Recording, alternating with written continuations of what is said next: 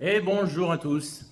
Alors, c'est la dernière fois que je vous parle de ce sujet, des gens qui viennent en janvier et en février, et surtout au sujet des gens qui me contactent pour un voyage dernière minute, d'accord? Je ne sais pas faire.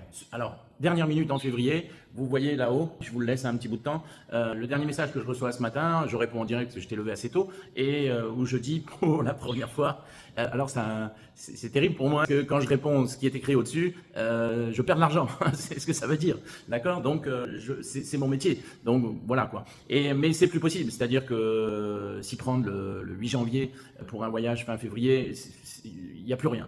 Il n'y a plus de vols intéressants, voire plus de vols du tout, des vols très chers. Les hôtels, tout ce qui reste, c'est de la...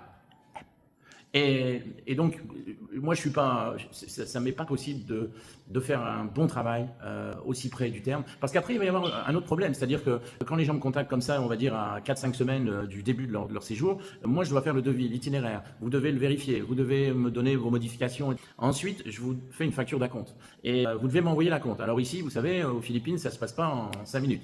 Quand vous faites un transfert sur mon compte philippin, il faut 3 jours ouvrés. Donc si vous faites ça un mercredi, je vais recevoir l'argent le lundi. Donc on va perdre, pas une semaine, mais pas loin. À partir de là, je fais le programme détaillé.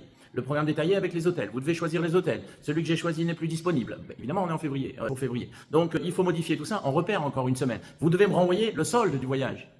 Encore 4 ou 5 jours. Et on se retrouve à 2 semaines de votre départ. Ou, entre-temps, dans les 2 semaines là où on a fait programme détaillé, j'envoie les sous, etc., les prix des billets ont réaugmenté. Les hôtels ont disparu. Et donc, il faut recommencer à zéro et au final, je vais vous faire de la M. Donc, je préfère pas prendre les gens, ça me coûte beaucoup, au sens propre comme au sens figuré, et ça me fait rire, mais je ris pas du tout. Mais voilà, honnêtement, ce serait pas honnête de prendre ces gens-là, et en espérant faire un travail de qualité. Voilà, donc réservez à l'avance les Philippines maintenant. Alors partout, je lis, il y a moins de touristes, il y a moins de ceci, il y a moins de cela. Je viens de lire encore un article à Cebu. Cebu, c'est pas touristique, Cebu. C'est full. En janvier, c'est full. Avant même les fêtes du sinologue qui vont amener encore une population absolument énorme, etc. Il n'y a plus de place nulle part. Alors on parle même pas de Palawan, tout ça, il n'y a plus de place nulle part.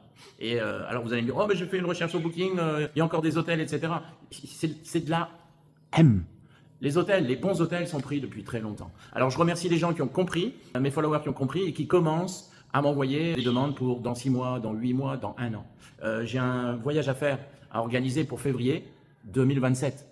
Alors vous direz, oh, c'est un peu tôt, machin. Non, non, c'est très bien comme ça. On va pouvoir avoir les meilleurs vols, les meilleurs hôtels, les meilleurs transferts, les meilleures excursions, tout le meilleur. Et on a le temps de choisir le meilleur tarif d'avion et tout ce qui s'ensuit. Donc, bravo à vous. Et quant aux autres, je suis désolé, je ne peux rien faire. Ne me contactez pas pour un voyage dans 4 semaines. J'y arrive pas, donc je prendrai plus personne, que ce soit pour février, mars, avril, mai, juin, juillet, août. Il me faut minimum 2 mois avant.